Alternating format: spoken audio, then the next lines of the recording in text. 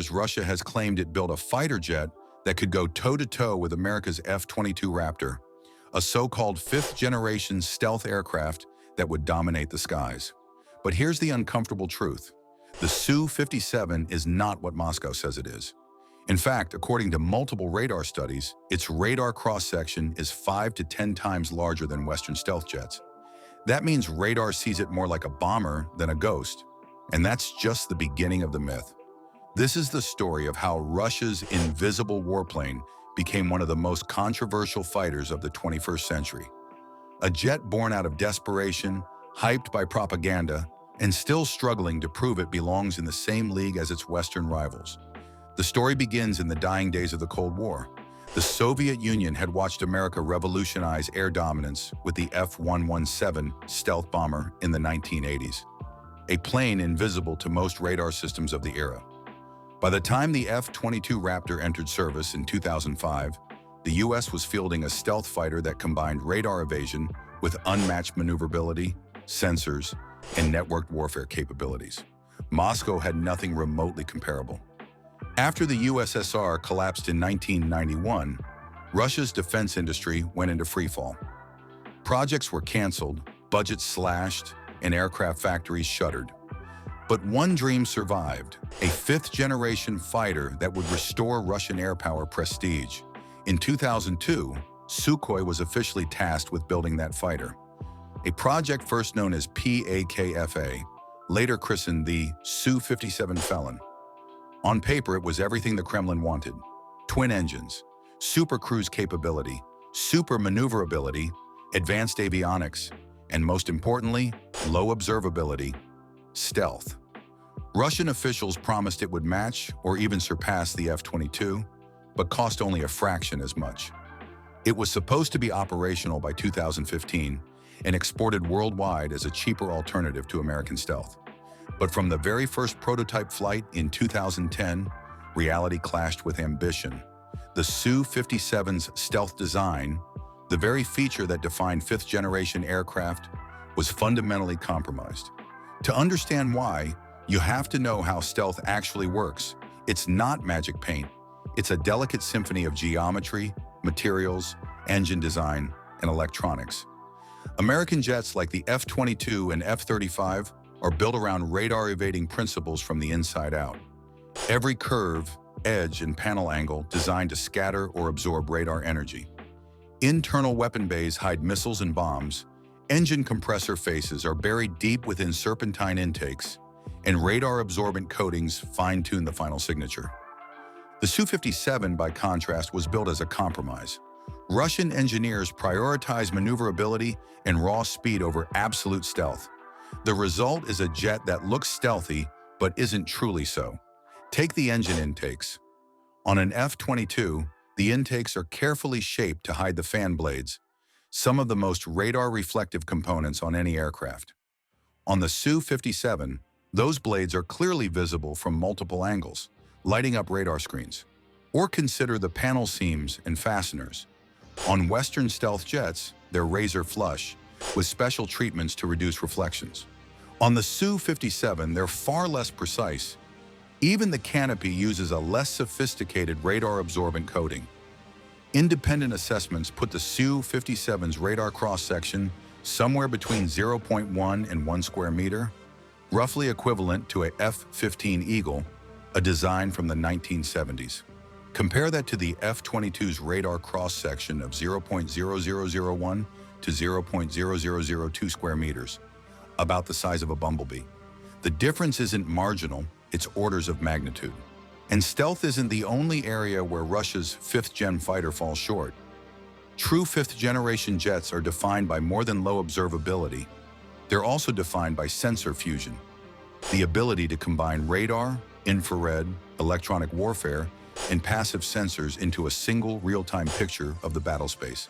The Su-57's avionics suite, while advanced by Russian standards, still lags far behind Western counterparts in integration and data link capabilities. Then there's production. Russia initially promised over 200 Su-57s in service by 2020. Today, nearly 15 years after its first flight, estimates suggest fewer than 25 are operational, and most are still considered early batch aircraft, not fully combat capable. The reasons are a mix of technical hurdles and economic reality. Chief among them, the engine. The Su-57 was supposed to fly with the all-new ISN 30 power plant, offering supercruise speeds and reduced infrared signature. But repeated delays mean most production aircraft still use the older AL-41F1 engines, derivatives of 1980s technology. Without the new engine, the Su-57's performance ceiling remains below expectations. And then there's the elephant in the room: combat record.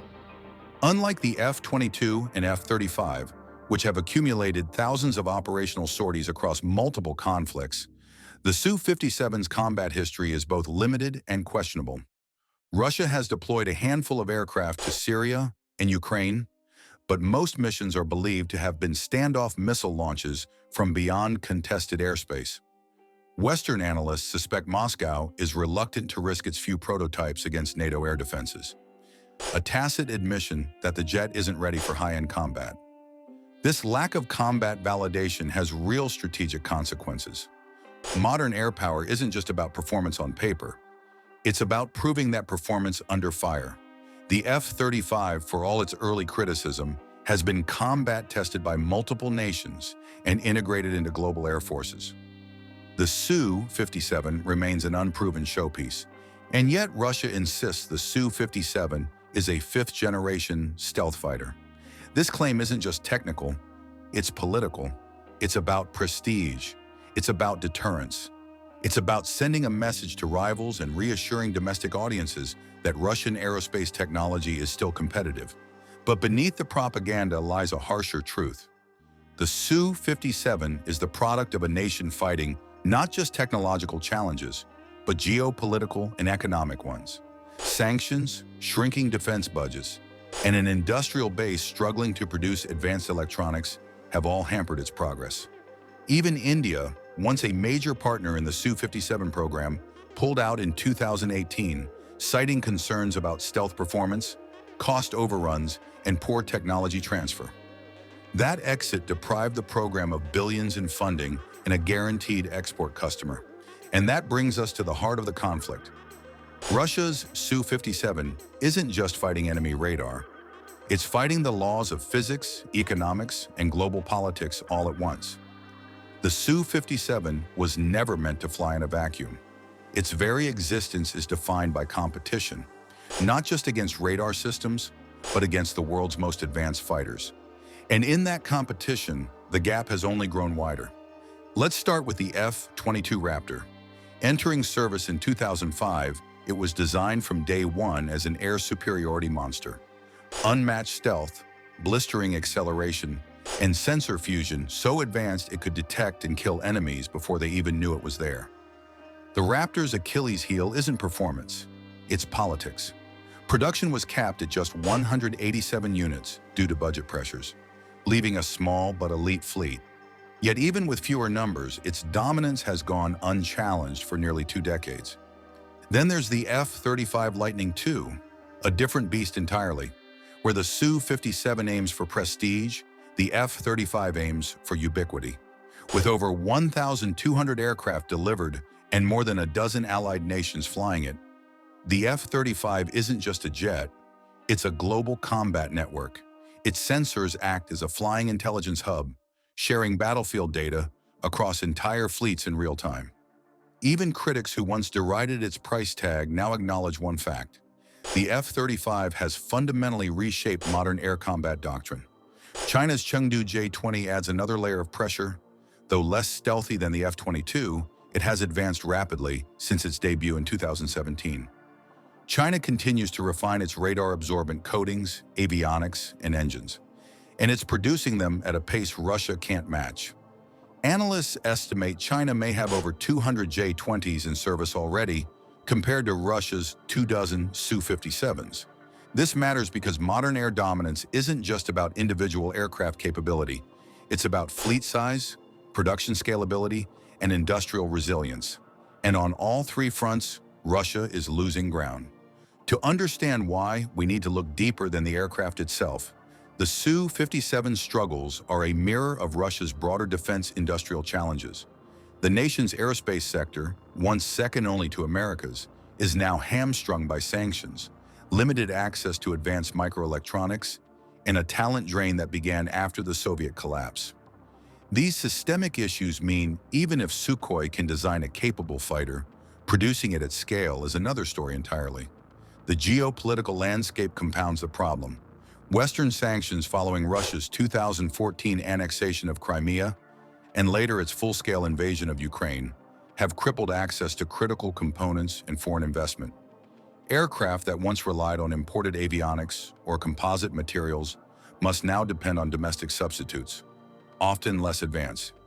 Even the ISN A30 engine program, touted as a game-changing leap forward, has suffered repeated setbacks tied to supply chain and funding shortages. The result is a paradox. The Su-57 is simultaneously the most advanced fighter Russia has ever built and a symbol of its technological isolation. Yet Russia isn't giving up. The Kremlin sees the Su-57 not just as a fighter, but as a strategic necessity, a tool to project power, secure export deals, and maintain a seat at the table in fifth-generation air combat. Its state-run arms exporter, Rosaburn continues to court potential buyers from Algeria to Vietnam. But so far, no foreign customer has signed a production contract. The reasons are the same ones that caused India to walk away: high costs, uncertain timelines, and doubts about real-world performance. In response, Sukhoi has pivoted to a new strategy, one that hints at the future of Russian aviation. The Su-75 Checkmate, unveiled in 2021, is a smaller, single-engine stealth fighter aimed squarely at the export market. Cheaper, simpler, and supposedly incorporating lessons learned from the Su-57 program, it represents a more pragmatic approach. But skeptics point out that Checkmate has yet to fly, and without foreign funding, its future remains uncertain. Meanwhile, the Su-57 continues to evolve. Later production batches are expected to feature more advanced avionics, improved radar-absorbent coatings, and, eventually, the long-delayed ISN A30 engines. Russian state media also claims the fighter will serve as a mothership for loyal wingman drones, extending its reach and survivability. But each of these upgrades takes time, money, and industrial capacity, all of which are in short supply. And that brings us to the present. Nearly 15 years after its first flight, the Su-57 remains an enigma, impressive in certain areas, deeply flawed in others, and overshadowed by rivals on almost every metric that defines fifth-generation air power.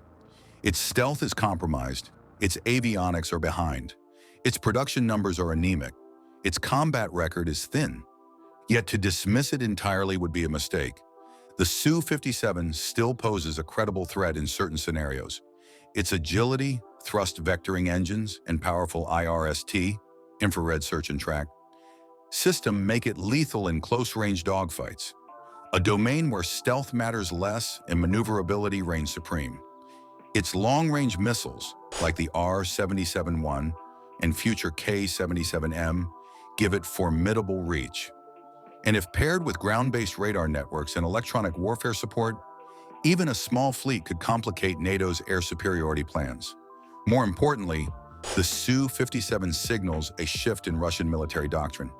Moscow understands that it cannot match the West plane for plane or technology for technology. Instead, it aims to field good enough solutions that exploit asymmetries, combining advanced surface-to-air missile systems, electronic warfare, and a handful of next-generation fighters to deny adversaries air dominance without matching their numbers. In that sense, the Su-57 isn't really about being invisible. It's about being unpredictable. But the myth that it is a peer competitor to the F-22 or F-35, that it's a true stealth fighter, is just that, a myth.